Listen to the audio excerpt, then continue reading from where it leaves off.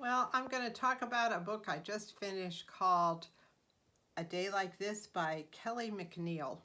It was so good, I read it until 3 a.m. until I finished it. This video is part of a collaboration named #ThursdayBookTube, and it's hosted by myself and Life with Patty.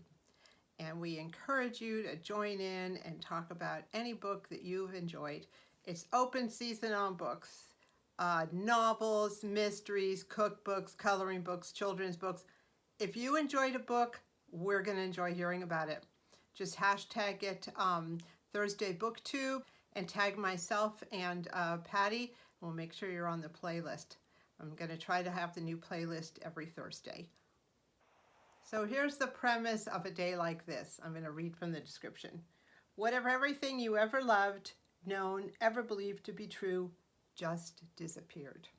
That's exactly what happens to the protagonist of this book. Annie Beyer has everything. She lives in a cute little farmhouse. She has an adorable 5-year-old daughter, an adoring husband.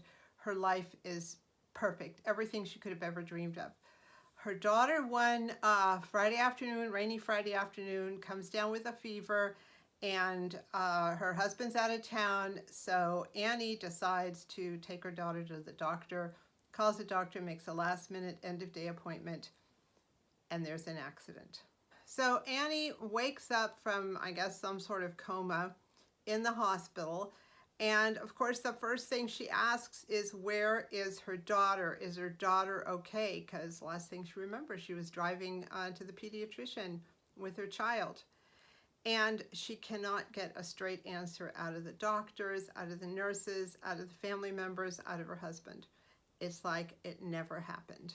Instead, Annie finds herself in another life altogether, with no children, living as a successful artist in Manhattan with her husband, and all sorts of things have changed and are different, and no one can give her a straight answer about where her child is, where her country home is, what happened, anything. She is almost like a victim of amnesia. This is all kind of new and unexpected.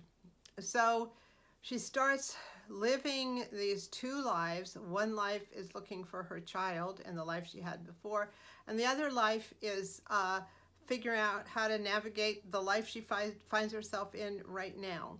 So both these lives intersect and unintersect, and she goes on this journey of trying to find out what happened and where everyone is and how she was catapulted into this new life.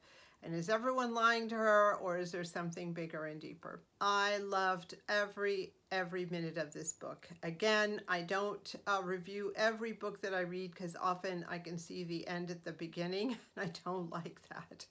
But with this one, I could not see it. I found it interesting. The characters she met were interesting. Her own life was interesting, how she was developing as a person in Manhattan, as opposed to the life she remembered as a housewife and mother in this country home way out in the middle of nowhere.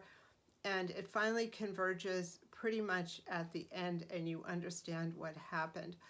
I was up until 3 o'clock in the morning with this book. It's got a little bit of science fiction, it's got a little bit of supernatural, but it has a whole lot of love and human emotion. I actually shed a little tear at the time the book was finished. I highly recommend it. It's free on the Kindle app, and you can purchase it, put it on your list for the library or whatever. It was a really good book, and I hope at some point you have a chance to read it.